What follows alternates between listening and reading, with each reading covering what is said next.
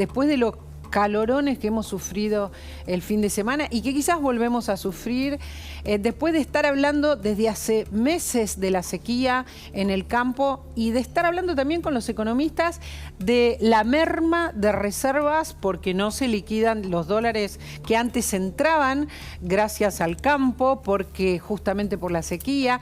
Venimos hablando en los últimos meses más que nunca del cambio climático sin nombrarlo. Hablamos del granizo que destruyó todo el sector vitivinícola, está arruinada toda va a ser una vendimia muy, muy pobre la que habrá en el Valle Calchaquí, está también disminuida la vendimia de Mendoza, la gente empieza a endeudarse, el campo complicado. Les mostrábamos el lunes, ahí están los incendios, mira, de los que estabas hablando, la sequía, los incendios, los animales muertos, la laguna seca que les mostramos en Navarro de la mano de Nacho Damonte el viernes.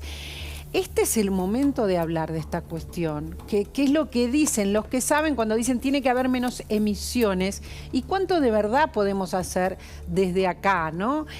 No nos falta absolutamente nada. De esto vamos a ocuparnos ahora.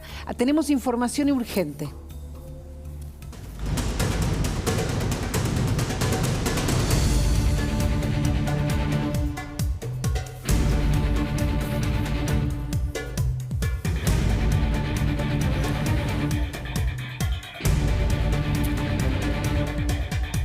Bueno, y se está registrando en este momento una caída fuerte de los bonos argentinos en dólares en el exterior. Están bajando hasta 4% y esto es lo que está haciendo María Laura, que Riesgo País se volvió a disparar cerca de los 2.000 puntos en una semana. A ver, vos me preguntarás, ¿por qué está pasando esto?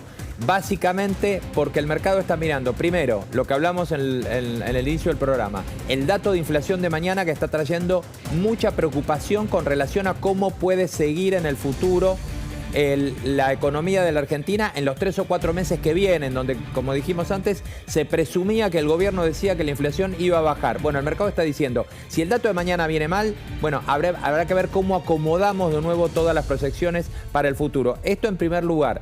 Y básicamente después el problema que hay es la deuda. ¿Cuál es el segundo tema que mira el mercado? Bueno, el gobierno tiene que salir a licitar vencimientos de deuda. Y de nuevo, una vez más, ¿a cuánto le van a prestar? Recordá el número que lo decimos siempre. Prácticamente tenés redondeando más de 1 billón de pesos que tiene que salir a renovar el Banco Central y más de 1 billón de pesos que tiene que salir a renovar el Tesoro todos los meses. Esto lo que está haciendo es que tengas una especie de desafío carta contra el mercado todos los meses, a ver cuánto te presta de esto, cuánto te renueva. Bueno, el mercado está mirando y dice, paren muchachos un poco la mano, porque si la inflación vuelve a descalibrarse, sí, ya estuvo, pero digamos, fuera de los parámetros que teníamos, si tenemos un mal número, si el mercado empieza a ponerse un poco más duro, entonces hay que pensar en otros términos sobre la economía argentina. Estos son algunos de los temas que hacen que en este momento el mercado afuera se esté desprendiendo y tengas esta caída fuerte de los bonos y esta suba, por lo tanto, es lo que pasa normalmente de Riesgo País. Igual te presto muchísima atención, pero como nosotros cada vez manejamos más temas económicos, se complica entender con precisión por qué la caída de los bonos de golpe del 4% en un rato.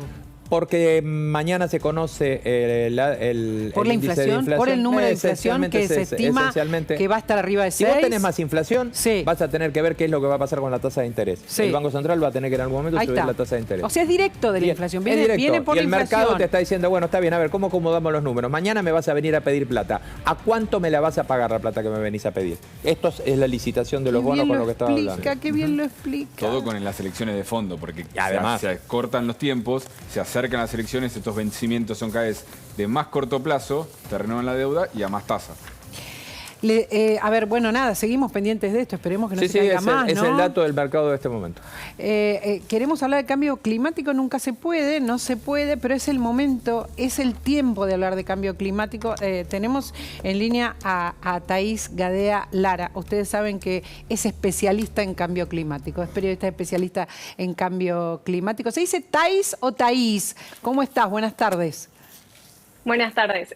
Thaís se dice, como con tilde en la pronunciación. Con tilde, sí. ahí está. Thaís, recién decíamos y repasamos y no nos alcanza el tiempo para repasar los desastres climáticos de las últimas semanas. Por eso creemos que hay que hablar de esto. Me sumaba Gaby los incendios tremendos, hemos atravesado todo. Se habla todo el tiempo de que tiene que haber menos emisiones. No entendemos si hay una responsabilidad como país en relación a esto y qué podemos hacer nosotros los ciudadanos en relación a luchar para que esto no siga avanzando. Bueno, se puede hacer mucho y eso es lo más importante, porque muchas veces nos quedamos, ¿no?, con lo que es la mirada más de la situación grave en la que estamos, porque es una situación de crisis, como vos mencionabas recién, la situación de cómo se han intensificado cada vez más los incendios, la ola de calor, por ejemplo, como la que estamos acá atravesando, que es la octava en la temporada de verano en Argentina. Y lo que nos dice la ciencia es que todavía hay una ventana de oportunidad, ¿no?, de acción para lograr limitar el calentamiento y alcanzar un escenario de efectos menos dramáticos. Todos los países tienen una responsabilidad. Esto hay que destacarlo. Hay un principio en lo que es la política climática internacional, que es el de responsabilidades comunes, pero diferenciadas, que hace a que todos los países tienen una responsabilidad de acción frente al cambio climático, pero que esa responsabilidad es distinta porque, por ejemplo, no es lo mismo lo que Estados Unidos ha contribuido al problema históricamente a que lo que ha hecho la Argentina. Entonces, de esa diferencia, ¿qué te marcan? La acción, bueno, de que países como Estados Unidos tienen que ayudar económicamente a países como Argentina para que puedan implementar sus políticas. Ahora, el tema es que no es tan fácil, porque estamos hablando que acción climática para reducir emisiones implica hacer cambios drásticos, básicamente en cómo nos hemos acostumbrado a vivir, ¿no? En los modos de producción, en salir del modelo basado en la explotación de combustibles fósiles como el gas, el petróleo, el carbón, de otros modelos distintos respecto a lo que hace al uso del suelo y lograr frenar la deforestación. Y nosotros como ciudadanos, no solo desde nuestros cambios de hábitos, usando eficientemente la energía, cómo nos movilizamos, pero también hay una parte que hace a lo colectivo, recién ustedes hablaban, ¿no?, en un año de elecciones. Bueno, también ver esto, cuáles son las propuestas que hay, ¿no?, respecto de la acción climática, si es que tienen algunas, porque también no hay que ver si hay candidatos que son negacionistas. Hay que exigirlas, perdón, Thaís, hay que exigirlas, porque nosotros estamos hablando ahora de las consecuencias en nuestra economía, de las consecuencias en el campo, los incendios, los granizos, las sequías, estamos hablando, explota siempre acá en las grandes ciudades cuando hay días de calor. Quiero repasar leerles lo que está, la data que tenía la placa de esta justamente octava ola de calor en la Argentina en esta temporada de verano. En 2022-2023, el promedio era 4 o 5 y estamos en 8 ahora. Y ayer dicen que se registró la temperatura más alta en un febrero en Cava desde 1961. Algunos me decían 1965. ¿Qué información tenés, Thaís? Contanos.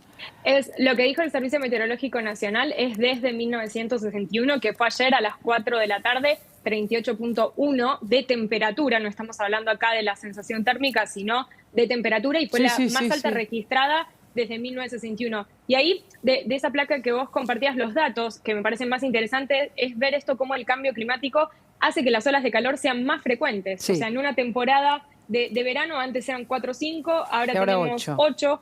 Hace que se intensifiquen, porque hace esto justamente, que las temperaturas elevadas sean cada vez más elevadas y también que duren más. Antes era 1, 2 días, 3 que tenías, y ahora se te puede hacer una semana, ¿no?, con todo ese impacto.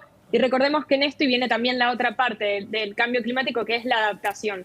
Definitivamente hay que mejorar en cómo nos adaptamos a esos impactos ya presentes, y a esto hace a que todos tengan la infraestructura necesaria para poder responder, por ejemplo, a olas de calor cada vez más intensas. Entonces, la acción climática tiene que ir por parte de todos los gobiernos y también después bajándolo a lo que es, ¿no?, lo local en los municipios, en lo que es hacer los cambios para reducir emisiones, pero también en adaptación. ¿Y por qué digo también? Porque históricamente ha estado un poquito más relegada las medidas en adaptación respecto de lo que es reducción de emisiones.